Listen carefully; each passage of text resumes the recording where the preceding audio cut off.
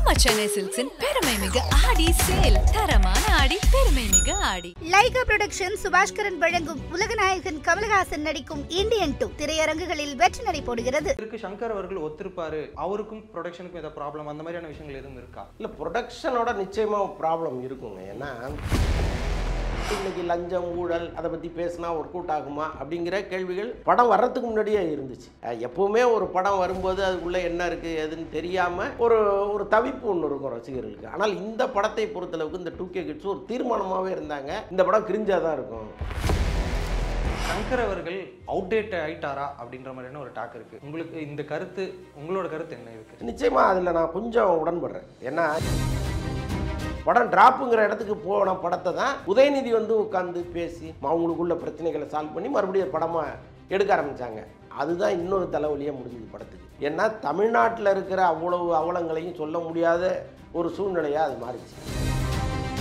அப்படி இருந்துமே ஒரு டைலாக் வச்சிருக்காங்க படத்துல, வாரிசு அரசியல் மாதிரி இது என்ன வாரிசு சிபிஐ அப்படின்ற மாதிரி ஒரு டைலாக் கூட வச்சிருக்காங்க. அது எப்படி வச்சிருக்காங்க? இந்த வாரிசு அரசியல் இந்தியா முழுக்க பொருந்தும்.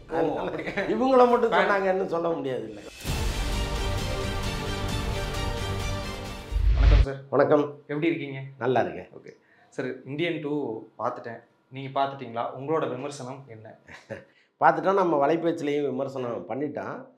பட் என்னென்னா, நம்ம சங்கருங்கும்போது ஒரு பெரிய எதிர்பார்ப்போடு உள்ளே போகிறான். அந்த எதிர்பார்ப்பு அந்த படத்தை பார்க்கும்போது ஐயோ இப்படி பண்ணிட்டாரேங்கிற ஒரு அதிர்ச்சி அளிக்காமல் விடலை. அது வந்து உண்மைதான்.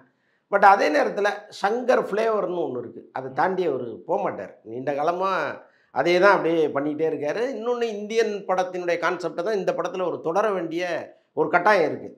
ஸோ அப்படி இருக்கும் பொழுது இன்றைக்கி லஞ்சம் ஊழல் இதெல்லாம் வந்து அதை பற்றி பேசினா ஒர்க் அவுட் ஆகுமா அப்படிங்கிற கேள்விகள் படம் வர்றதுக்கு முன்னாடியே இருந்துச்சு. எப்போவுமே ஒரு படம் வரும்போது அதுக்குள்ளே என்ன இருக்குது எதுன்னு தெரியாமல் ஒரு தவிப்பு ஒன்று இருக்கும் ரசிகர்களுக்கு. ஆனால் இந்த படத்தை பொறுத்தளவுக்கு இந்த 2K கிட்ஸ் ஒரு தீர்மானமாகவே இருந்தாங்க, இந்த படம் கிரிஞ்சாக தான் இருக்கும் அப்படின்னு. ஏன்னா ஆரம்பத்துலேருந்து அந்த படத்தினுடைய ப்ரொமோஷன்ஸு, அந்த ஸ்டில்ஸு, அந்த பாடல்கள் எதுவுமே உங்களோட ஒட்டவே இல்லை. அப்போயிலேருந்தே அதுக்கு நெகட்டிவான ஒரு விமர்சனம் வந்து வர ஆரம்பிச்சிருச்சு. அப்போ தியேட்டருக்குள்ளே வரும்போது பாதி பேர் இந்த படம் மொக்கையாக தான் இருக்குங்கிற ஒரு எண்ணத்தோடையே உள்ளே வந்துட்டாங்க. அது வந்து படத்தில் வந்தவுடனே கரெக்டாக அவன் எண்ணமும் படமும் கிட்டத்தட்ட மேட்ச் ஆகிருச்சு. அதனால் ஒரு பக்கம் அதை ட்ரோல் பண்ணிகிட்டு இருக்காங்க. இன்னொரு பக்கம் அவர் அந்த படத்தில் விட்டதை தான் இதில் தொடர முடியும், இது பார்ட் 2ங்கிறதுனால. ஸோ அதனால் அந்த கான்செப்டை விட்டு அவர் வெளியில் போகாமல் ஒரு படத்தை எடுத்திருக்கிறாரு. இதில் நான் பெரிய குறையாக பார்த்தது என்ன அப்படின்னா, இந்தியன் 3க்காக இந்த படத்தை எக்ஸ்பேண்ட் பண்ணியிருக்காங்க.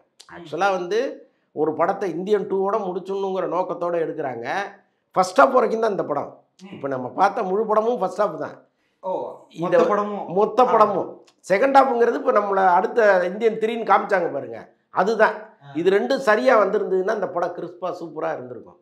ஆனால் இவங்க என்ன பண்ணிட்டாங்க, இந்த இன்னொரு பார்ட் நமக்கு வேணுங்கிற ஒரு முடிவோட இந்த காட்சிகளெல்லாம் அப்படியே லெங்க்த்தாக இழுக்க ஆரம்பிச்சிட்டாங்க. எடிட் பண்ண வேண்டிய காட்சிகளெல்லாம் விட்டுட்டாங்க, எடுத்த வரைக்கும் அப்படியே தூக்கி உள்ளே போடு அப்படின்னு விட்டாங்க. இதை வந்து சங்கர் செஞ்சிருக்கக்கூடாது. நம்ம இந்த சமூகம் வந்து சங்கர் மேலே ஒரு மிகப்பெரிய மரியாதையை வச்சுருக்கு. ரசிகர்கள் வந்து இவர் சங்கர் படம்னா இப்படி தான் இருக்கும் அப்படிங்கிற அளவுக்கு ஒரு ஆர்வத்தோடலாம் இருக்காங்க. அப்போது நீங்கள் 3வது படத்தினுடைய பெனிஃபிட்டுங்கிற ஏரியாவுக்கே போகக்கூடாது. ஏன்னா ஒரு பணத்தில் 2 படம் நமக்கு கிடச்சிருச்சுங்கிற ஆனந்தத்துக்கு இவங்க போனாங்கல்ல, அதுதான் மிகப்பெரிய அடியாக அமைஞ்சிருச்சு. ரொம்ப கிறிஸ்பாக அந்த காட்சிகளை நச்சுன்னு எடுத்துட்டு, இன்னும் சொல்லப்போனால் வர்மக்கலைங்கிற ஒரு விஷயத்தை இந்த படத்தில் ரொம்ப அழுத்தமாக சொல்லணும்னு நினச்சாங்க. அதுக்கு ஒரு காட்சியோ 2 காட்சியோ போதும். நீங்கள் வளன்னு அதை சொல்லிகிட்டு இருக்க வேண்டிய அவசியம் இல்லை. அதை சொன்னதுக்கெல்லாம் காரணம் என்னென்னா, இதை ஒரு படமாக்கி கொடுத்துடணுங்கிறது தான். அங்கே தான் இவங்க தோற்று போயிட்டாங்க. ஓகே சார், இப்போ எனக்குமே பார்க்கும்போது தோணுச்சு. ஏன்னா எல்லாருமே சொன்னது, நான் பார்க்கும்போது எனக்கு தோணுது, பரவாயில்லையே பார்ட் 3 நல்லா இருக்குமோ, அந்த ட்ரெய்லர் மாதிரி போடுறது நல்லா இருக்கே, இதுவே வச்சிருக்கலாமோ இந்த படத்தில் அப்படின்ற மாதிரியான எண்ணம் வந்தது. அப்போது ஆரம்பத்திலேயே இவங்க முடிவு பண்ணாங்களா, இதையே பார்ட் 2 எடுத்து விட்டுருவோம், அது வந்து பார்ட் 3க்கு வச்சுப்போம் அப்படின்ற மாதிரி நினச்சாங்களா? இல்லை எடுத்ததுக்கப்புறம் இல்லை எடுத்ததுக்கு பிறகு வந்த முடிவு தான் அது. ஆரம்பத்தில் இவங்க இந்தியன் 2ங்கிற ஒரு படம் தான் அவங்களுடைய நோக்கமே, இந்தியன் 3 கிடையாது. அவங்க எடுத்துகிட்டே இருக்கும்போது திடீர்னு எல்லாமே எக்ஸஸ் ஆகிடுச்சு. சரி, இது தனியாக கட் பண்ணி போடுறதுக்கு பதிலாக ஒரு தனி படம் ஆக்கிடுவோமே அப்படின்னு தனி படமாக ஆக்கிட்டாங்க. அதில் பக்காவாக டப்பிங்லாம் பேசி மிக்சிங்லாம் பண்ணி கரெக்டாக ரெடியாக வச்சுருக்காங்க. இன்னொரு 30 நாளாக என்னமோ ஷூட்டிங் இருக்குது அதுக்கு பாக்கி. ஸோ அதை போட்டு நீங்கள் ரெடி பண்ணிட்டீங்கன்னா பார்ட் 3 வந்து கம்ப்ளீட்டாக ரெடி. இப்போ இப்போ 2 படம் கிடச்சிருச்சுல்ல.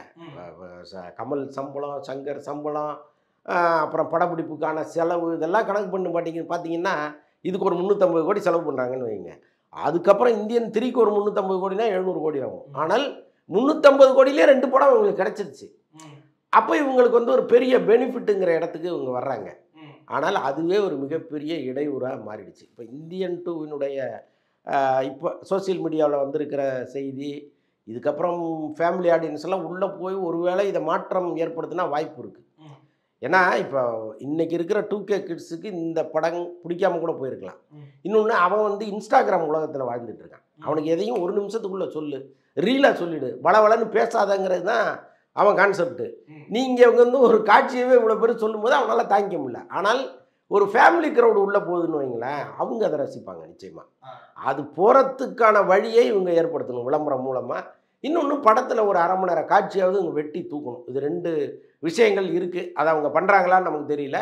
சில படங்கள் வந்து இது அவ்வளோதான் முடிஞ்சுதுன்னு சொன்ன படமெல்லாம் ஃபேமிலி க்ரௌடு உள்ளே வந்து மாற்றிருக்கு.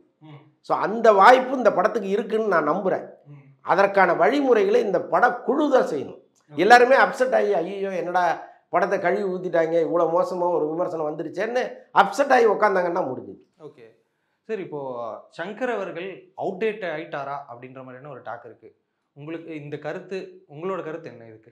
நிச்சயமாக அதில் நான் கொஞ்சம் உடன்படுறேன். ஏன்னா எப்போவுமே ஒரு கலைஞனுங்கிறவன் மக்களோடு நடமாடணும்.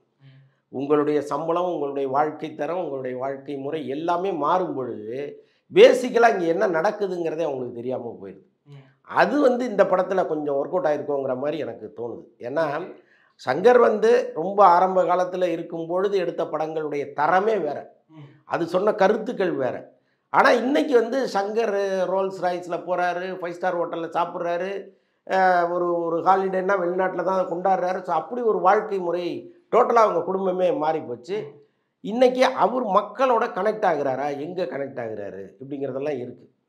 ஸோ அப்படி வந்து ஒரு மிகப்பெரிய இடைவெளி மக்களுக்கும் அவருக்கும் விழுந்ததனுடைய விளைவு தான் இன்றைக்கி வந்து அவர் ஒரு கனெக்ட் பண்ணுற மாதிரி ஒரு படத்தை கொடுக்க முடியலையோன்னு எனக்கு தோணுது. அது வந்து சங்கர் ஃபேட் அவுட் ஆகிட்டாராங்கிற ஒரு இடத்துக்கு வந்து அவர் நிறுத்திருக்கு. இனிமேலாக தான் அவர் சரியாயிட்டாருன்னு வைங்க, அதுக்கும் வாய்ப்பு இருக்குது. ஏன்னா இப்போ ஒரு டைரக்டர் இதோட முடிஞ்சிட்டாருன்னா சொல்லவே முடியாது. கலைஞன் தானே, சரியான குழுவோட பயணம் பண்ணும்போது நிச்சயமாக இன்னொரு வெற்றி அவங்க ஈஸியாக அடிச்சிட முடியும். சுஜாதா இல்லாததுனால சங்கர் இப்படி ஆகிட்டாருன்னு பல பேர் கருத்துக்களை சொல்கிறாங்க. சுஜாதாவுக்கு இணையான ஒருத்தர் இல்லைன்னா கூட நீங்கள் அதற்கு கிட்டத்தட்ட வர்ற எழுத்தாளர்கள்லாம் இங்கே இருக்காங்க, அவங்களோட நீங்கள் ட்ராவல் பண்ணலாம். இந்த படத்துக்கே 3 பேரை வச்சு எழுத வச்சுருக்கிறாரு. அதெல்லாம் ரொம்ப பேத்தல். 3 பேர் எதுக்கு இந்த டைலாக் எழுதுறதுக்கு? ஆளாளுக்கு ஒன்று எழுதி சில இடங்களில் ரொம்ப கிரிஞ்சாக இருக்குது, சில இடங்களில் ரொம்ப டேஸ்ட்டாக இருக்குது, சில இடங்களில் சுமாராக இருக்குது. அப்படி வேண்டாமே, ஒரு நல்ல எழுத்தாளரை கூப்பிட்டு வந்து அழகாக அவரோட ட்ராவல் பண்ணி இவரும் அதில் கூட இன்புட்டை போட்டு அழகாக கொண்டு வரலாமே.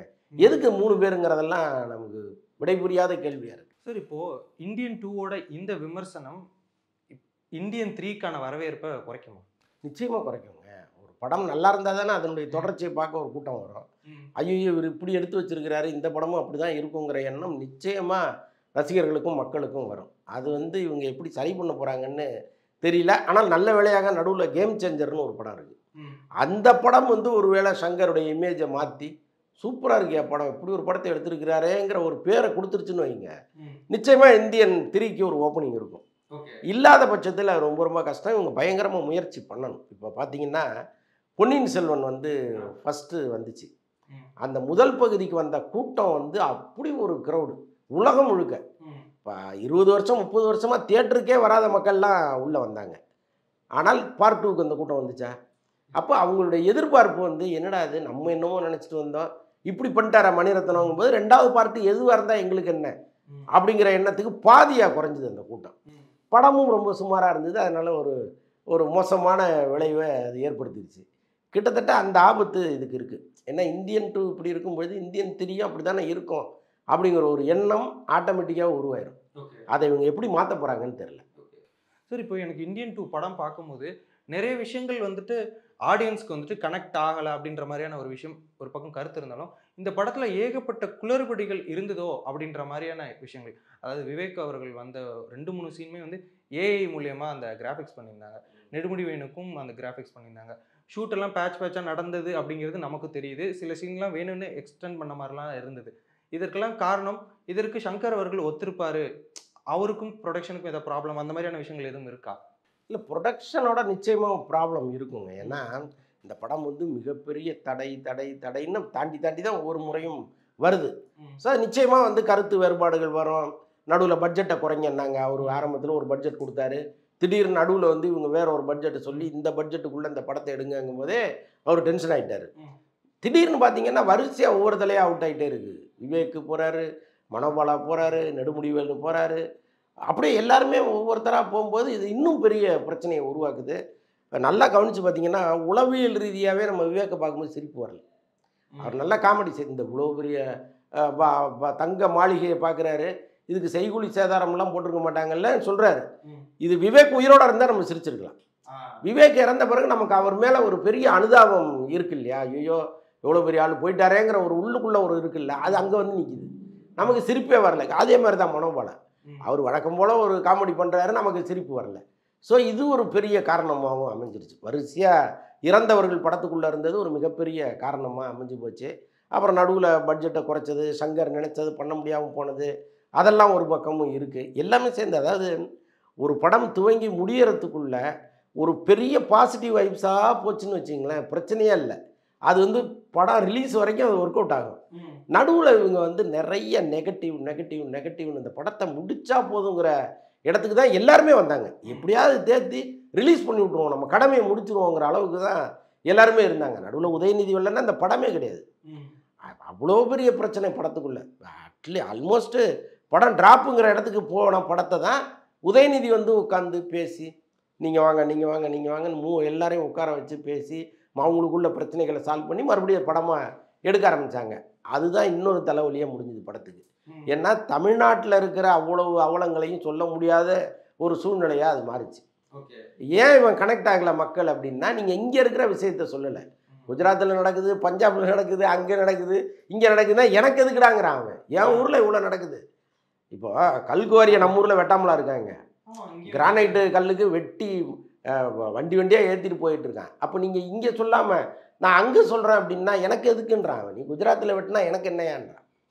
ஸோ அதுதான் இந்த படத்தில் ஒரு மிகப்பெரிய மைனஸாக மாறினது. நம்ம பார்க்குற சம்பவங்கள், நம்ம பார்க்குற பில்டிங்குகள், நம்ம பார்க்குற குற்றவாளிகள், நம்ம பார்க்குற அரசியல்வாதி, இது யாருமே அந்த படத்தில் இல்லையா? அதுதான் பெரிய பிரச்சனையாக மாறிடுச்சு. அதுக்கு காரணம் என்னன்னா உதயநிதி உள்ள வந்து அப்படி இருந்துமே ஒரு டைலாக் வச்சிருக்காங்க படத்துல, வாரிசு அரசியல் மாதிரி இது என்ன வாரிசு சிபிஐ அப்படின்ற மாதிரி ஒரு டைலாக் கூட வச்சிருக்காங்க. அதை எப்படி வச்சு இந்த வாரிசு அரசியல் இந்தியா முழுக்க பொருந்தும். இவங்கள மட்டும் சொன்னாங்கன்னு சொல்ல முடியாது. இல்லை, ஓகே ஓகே. சார், இப்போ கருத்தில்லாம் வந்துட்டு நிறைய விஷயங்கள் விமர்சனங்கள் பெற்றுட்டு வந்துட்டு இருக்கு.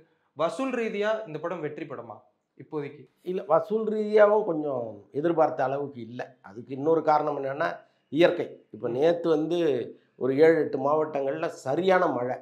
அதில் வந்து கலெக்ஷன் பயங்கரமாக ட்ராப் ஆகிருக்கு. சில இடங்களில் ஷோ பிரேக் ஆகிற அளவுக்கு மழை வந்திருக்கு. ஸோ அதுவும் ஒரு காரணமாக அமைஞ்சிருக்கு. இன்னொன்று ஏற்கனவே இந்த 2K கிட்ஸ் இந்த படத்தை பற்றிய கிளப்பின ஒரு நெகட்டிவ் தாட்ஸ் வந்து அப்படியே எல்லாருக்குமே பதிஞ்சு போச்சு.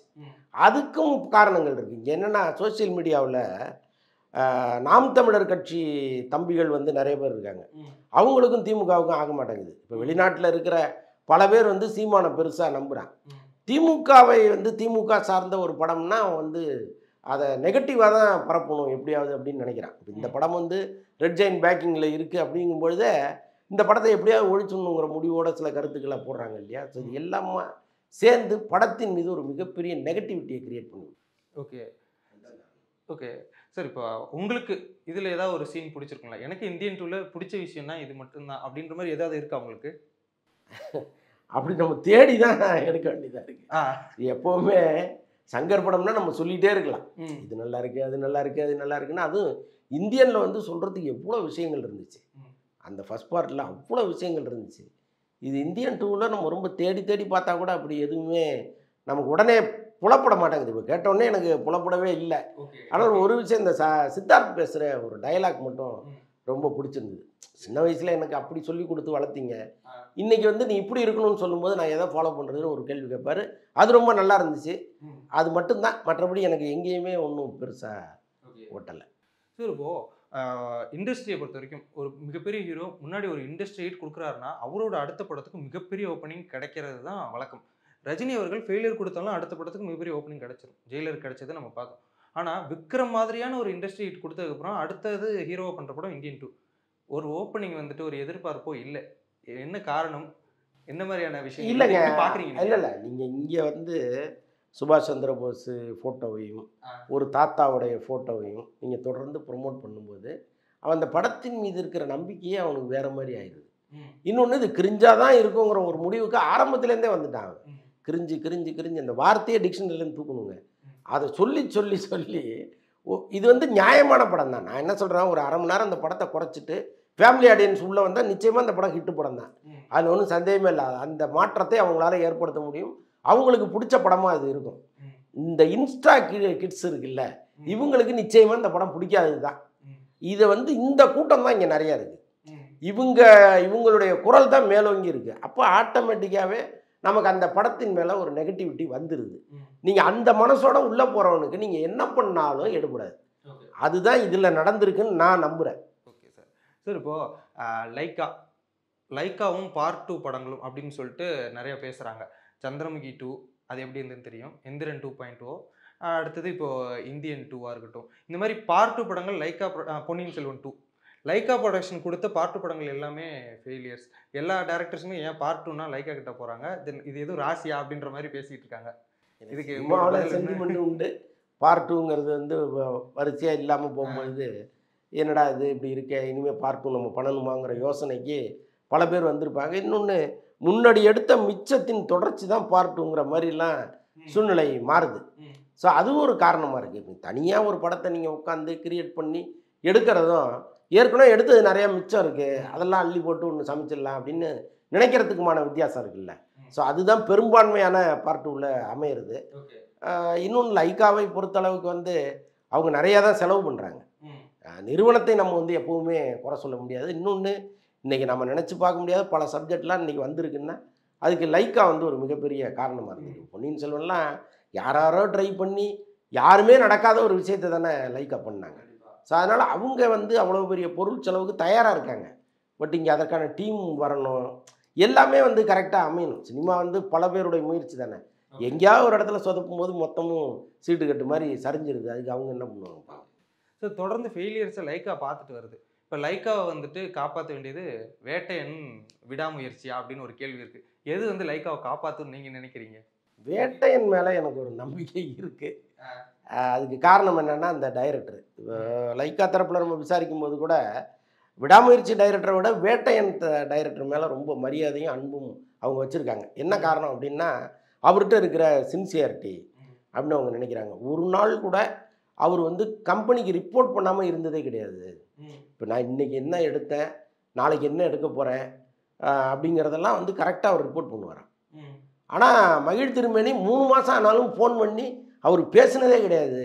நம்மளா ஃபோன் பண்ணி என்ன சார் அதுன்னு கேட்டால் தான் பதில் சொல்லுவாங்க அப்படின்லாம் லைக்கா தரப்புல முணுமுணுப்புகள் இருக்குது. ஸோ அப்படி வந்து நீங்கள் டைரக்டராக பார்க்கும்பொழுது கூட ஞானவேல் வந்து ஒரு படி மேலே தான் நிற்கிறாரு. இன்னொன்று, அவர் எடுத்துட்ட சப்ஜெக்டு எல்லாமே சேர்ந்து கிட்டத்தட்ட அந்த படம் வந்து அவங்களுக்கு ஒரு நம்பிக்கையை கொடுத்ததா நமக்கு ஒரு தகவல் இருக்குது. இப்போ இந்தியன் 2 மேலே அவங்க நம்பிக்கை வச்சாங்களா இல்லையாங்கிறதெல்லாம் ஒரு பக்கம் இருக்கட்டும், வேட்டையின் மேலே பெரிய நம்பிக்கை அந்த நிறுவனமே வச்சுருக்கு. ஸோ அதனால் வந்து நமக்கு ஒரு நம்பிக்கை இருக்குது அந்த படம் நல்லா இருக்கும்னு. விடாமுயற்சி பற்றி நமக்கு தெரியல. ஏன்னா பொதுவாகவே அந்த டைரக்டர் பற்றி நிறைய குற்றச்சாட்டுகள் இருக்குது. ரொம்ப ஸ்லோவாக இருக்கார். எதுவுமே அவர்கிட்டேருந்து ஃபீட்பேக்கே வரமாட்டேங்குது. நாங்கள் கேட்டால் கூட தோங்கிறார தவிர அதை தாண்டி ஸ்பீடாக போக மாட்டேங்கிறாரு. த்ரிஷாவே வந்து கிட்டத்தட்ட 3 தடவை கோச்சுட்டு போயிருக்காங்க ஷூட்டிங்லேருந்து. 3 முறை கோச்சிட்டு நான் நடிக்க மாட்டேன்னு கிளம்பியே போயிருக்காங்க. ஸோ அந்த அளவுக்கு அவங்கள வந்து உட்கார வச்சுக்கிட்டு வேறு யாராவது ஒரு ஜூனியர் ஆர்டிஸ்ட்டை வச்சு எடுத்துக்கிட்டு இருக்கிறது, அவங்க டேட்டை வேஸ்ட் பண்ணுறது, ஸோ இந்த மாதிரி நிறையா பண்ணியிருக்காரு. அதுமாதிரி நிறையா குற்றச்சாட்டுகள் சொல்கிறாங்க. பட்டு அவங்க நம்பிக்கை வந்து இந்த 2 படமும் தான். இது வந்து தான் அவங்கள வந்து இழந்த பொருளாதாரத்தை மீட்டு கொடுக்கணும். என்ன பண்ண போகுதுன்னு தெரியல சார். ஆனால் விடாமுயற்சி தீபாவளி அந்த டைமில் ரிலீஸ் பண்ணுற மாதிரி பிளான் கன்ஃபார்ம் ஆயிடுச்சுன்ற மாதிரி நியூஸ்லாம் வருது. அதெல்லாம் உண்மையா? இல்லை, அவங்க இந்த டைரக்டர் போகிற வேகத்தை பார்த்தா கஷ்டங்கிற அளவுக்கு தான் இப்போதைக்கு சூழ்நிலை இருக்குது. அஜித்தெல்லாம் வந்துட்டார். நான் இந்த படத்தை முடிச்சு கொடுத்துட்டு தான் குட் பேட் அக்லிக்கு போகிறேங்கிற ஒரு முடிவோட அவர் வந்துட்டார். ஆனால் டைரக்டர் ஸ்பீடாக இருக்கணும்ல, அப்போ தானே நீங்கள் தீபாவளிக்கு அந்த படத்தை கொண்டு வர முடியும். அதற்கான அறிகுறி இது வரைக்கும் தெரிலங்கிறாங்க. சரி, இப்போ ரீசெண்டாக ஒரு ஃபோட்டோ வைரல் ஆச்சு. வெங்கட் பிரபு அவர்கள் கோட்டும் இதுவும் விடாமுயற்சி ஷூட்டிங் ஒரே இடத்துல நடக்குதுன்னு சொல்லிட்டு மீட் பண்ணியிருக்காங்க. இதில் கேமியோ இருக்குன்னு சொல்லிட்டு பொருளைகள்லாம் கிளப்பிட்டு இருக்காங்க. கோட்டில் வந்துட்டு அஜித் அவர்களோட கேமியோ, ஏன்னா கடைசி 2 படம் தான் விஜய் அவர்களுக்கு. ஸோ வர வாய்ப்பு இருக்குன்ற மாதிரிலாம் சொல்கிறாங்க. அதுக்கெல்லாம் 100% வாய்ப்பே கிடையாது, வாய்ப்பே கிடையாது. இன்னொன்று வந்து அவங்க 2 பேரும் சேர்றாங்கன்னா அந்த படத்தினுடைய இயக்குனர் வந்து ஒரு ப்ரெஸ்டீஜியஸ் இயக்குனராக இருக்கணும் அப்படின்னு அவங்க எதிர்பார்ப்பாங்க. அது ஒரு பெரிய நிறுவனமாக இருக்கணும் அப்படின்னு பல எதிர்பார்ப்புகள் அவங்களுக்குள்ளே இருக்கும். ஏன்னா முதல்ல சேர்ந்தே நடிக்கக்கூடாதுன்னு முடிவு எடுத்துட்டாங்க. அப்படி ஒருவேளை 2 பேரும் சேர்றதுன்னா ஒரு மிகப்பெரிய இயக்குனர் மனசு வச்சா தான் அது நடக்கும். அது ராஜமௌழி மாதிரி ஒரு டைரக்டர் வந்து 2 பேரையும் அப்ரோச் பண்ணி நீங்கள் வாங்க அப்படின்னு கூப்பிடும்போது வேணால் அது நடப்பதற்கு வாய்ப்புகள் இருக்குது. ஆனால் அதை இப்போ இந்த 69 விஜய் கடையை கட்டிடுறாரு. ஸோ அதனால் அதுக்கும் வாய்ப்பு இல்லை. பட் இதெல்லாம் ரொம்ப ரொம்ப அது அந்த செய்தியில் எந்த அடிப்படையும் கிடையாது. சார், இப்போது தமிழ் சினிமாவில் மோஸ்ட் எக்ஸ்பெக்டட் மோஸ்ட் ப்ரெஸ்டீஜியஸ் ப்ராஜெக்டாக இந்த வருஷம் பார்க்குறது என்னென்னா தங்கலான், கங்குவா 2மே ஸ்டுடியோ கிரீன் ப்ரொடக்ஷனில் வருது. மிகப்பெரிய எதிர்பார்ப்பு. ட்ரைலர் நீங்கள் பார்த்துருப்பீங்க, கங்குவா போஸ்டர்ஸ், இந்த விஷயங்கள் நிறைய இடத்துல கங்குவா பற்றின மிகப்பெரிய விஷயம்லாம் பேசிகிட்டு இருக்காங்க. உங்களோட பார்வை இந்த 2 படங்கள் மேலே தமிழ் சினிமா இந்த செகண்ட் ஹாஃபில் எப்படி இருக்க போகுது? எதையுமே நம்ம எதிர்பார்க்கவே கூடாதுங்க. நீங்கள் எதிர்பார்க்குற படம் எல்லாமே ரொம்ப மோசமாக தான் மாறிக்கிட்டு இருக்கு. அதனால் ஒரு படம் வர்றதுக்கு முன்னாடி இது வந்து மிகப்பெரிய ஹிட் ஆகிடும், இதில் அப்படி இருக்குது இப்படி இருக்குன்னா நம்ம சொல்லுவதில் எந்த அர்த்தமுமே கிடையாது. அது வந்து பார்த்தா தான் இது நல்ல படமா ஓடுமாங்கிற இடத்துக்கே வர முடியும். வர்றதுக்கு முன்னாடி சொல்வதற்கு யாருக்குமே இங்கே வந்து அவ்வளோ பெரிய ஆள்லாம் கிடையாது. ஸோ அதனால் அதை ஒரு பக்கம் வச்சுருங்க. ஆனால் இந்த ட்ரைலர் டீசர்லாம் பார்க்கும்பொழுது தங்கலான் மேலே நமக்கு வந்து ஒரு மிகப்பெரிய ஈர்ப்பு இருக்குது. கங்குவை விட தங்கலான் ரொம்ப நல்லா இருக்குமோங்கிற எண்ணத்தெல்லாம் அது கிரியேட் பண்ணி விட்ருக்கு. இன்னொன்று எல்லாத்தையும் தாண்டி விக்ரமுடைய அந்த டெடிகேஷன் அது வந்து நிஜமாகவே ரொம்ப பிரமிக்க வைக்குது. நம்ம கொஞ்சம் காட்சிகள் தான் பார்க்குறோம், அதுலேயே மனுஷன் என்னடா இப்படி பண்ணியிருக்கிறாரு அப்படிங்கிற அளவுக்கு இருக்குது. நிஜமாகவே ஒரு பெரிய ஆர்வத்தை கிரியேட் பண்ணியிருக்கு. Okay sir.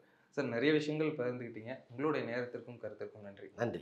நம்ம சென்னை சில்க்ஸின் பெருமை மிகு ஆடி சேல். தரமான ஆடி, பெருமை மிகு ஆடி. லைகா புரொடக்ஷன் சுபாஷ்கரன் வழங்கும் உலகநாயகன் கமலஹாசன் நடிக்கும் இந்தியன் 2 திரையரங்குகளில் வெற்றி நடை போடுகிறது.